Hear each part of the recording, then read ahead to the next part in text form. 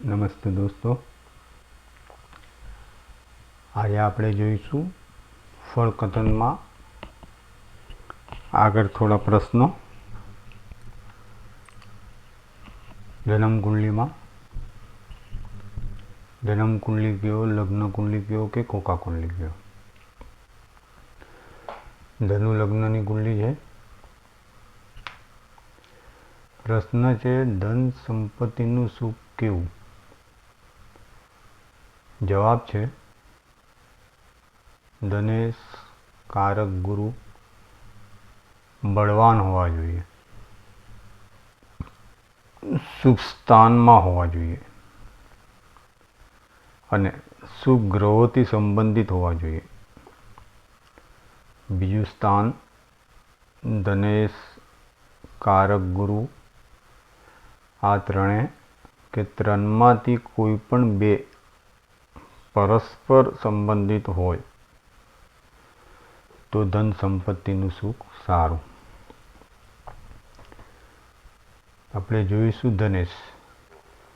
ધન લગ્નની કુંડલીમાં ધનેશ થશે મકર રાશિનો માલિક, શનિ એ ધનેશ થશે.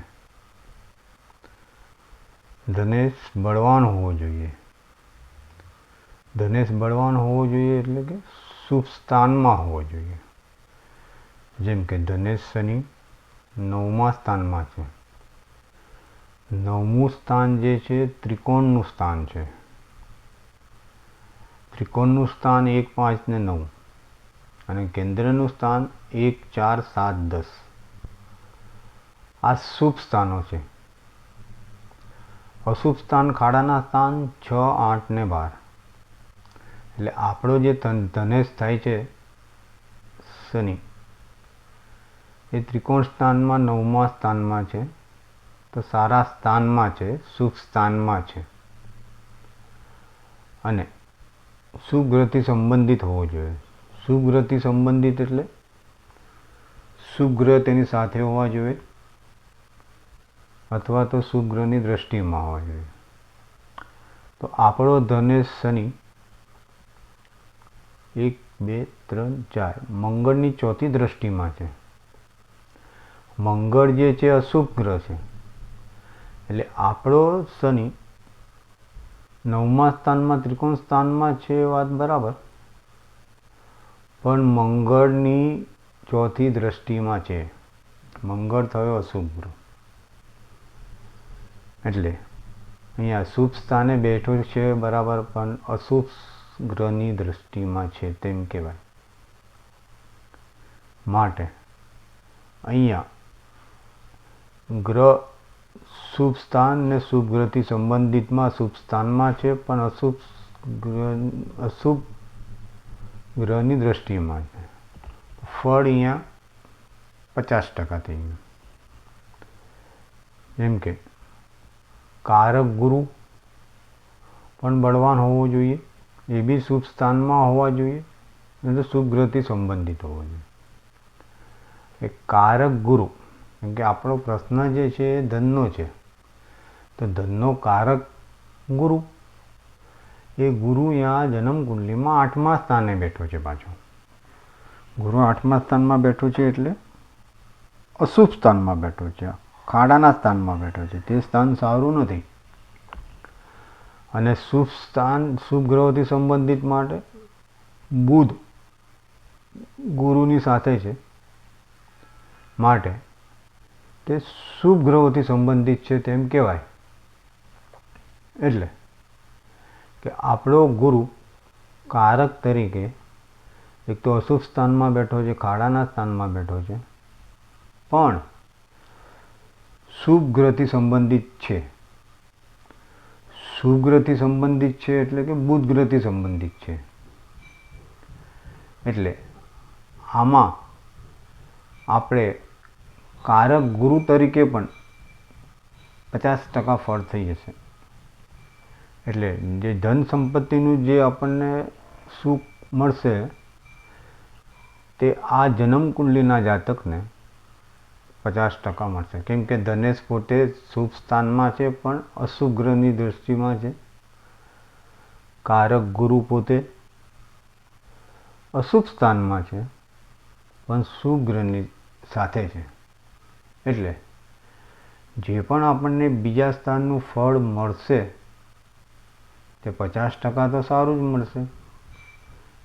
એટલે ધન સુખ બીજા સ્થાનનું સારામાં સારું 50% અને 50% અશુભ. કારક ગુરુ બી એવી રીતના છે અને ધનેશ શનિ પણ એવી રીતના છે. માટે આપણે અહીંયા ફળ ધન સુખનું 50% કહેવું પડશે.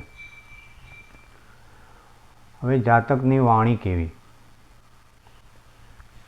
આ આપણે ચોથો પ્રશ્ન છે, જેનો જવાબ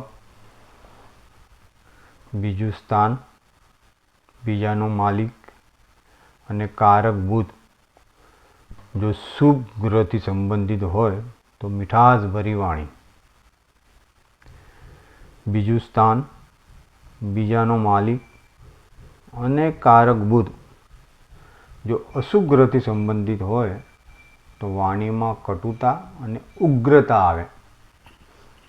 હવે તમે જોશો આપણો પ્રશ્ન આ પણ બીજા સ્થાનનો જ છે. વાણી બી બીજા સ્થાનથી જ જોવાય છે અને ધન સુખ પણ બીજા સ્થાનથી જ જોવાય છે. પણ આપણો પ્રશ્ન વાણીનો છે. હવે વાણીનો કારક બદલાઈ ગયો. પ્રશ્ન આપણો બીજા સ્થાનનો છે બરાબર, પણ જે પ્રશ્ન છે એનો વાણીનો કારક બદલાઈ ગયો. વાણીનો કારક અહીંયા બુધ થઈ ગયો.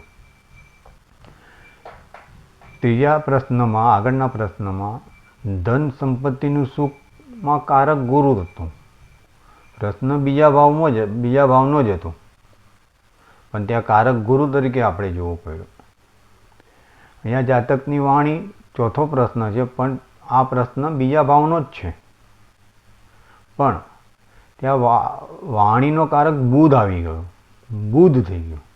એટલે અહીંયા જોઈશું બીજું સ્થાન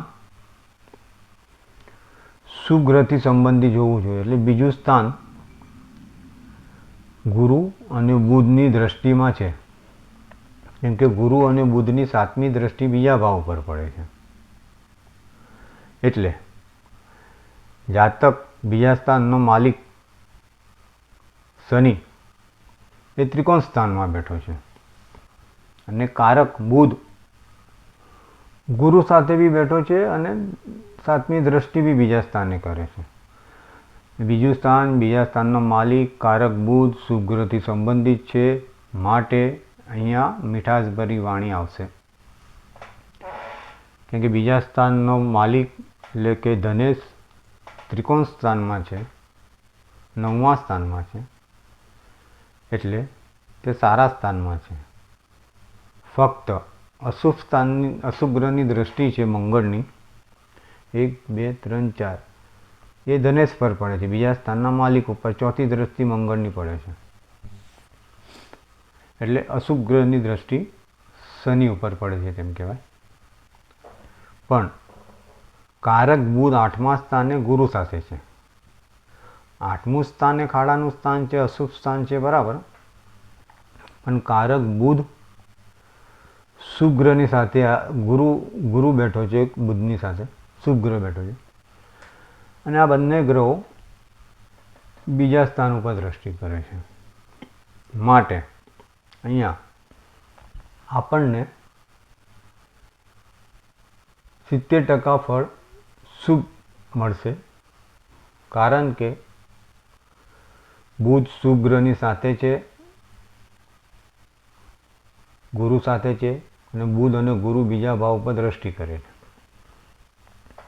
માટે તમને મીઠાશભરી વાણી મળે, પણ એક મંગળની 4થી દ્રષ્ટિ બીજા સ્થાનના માલિક ઉપર પડે છે તો થોડીક વાણી કટુતા જેવી આવે.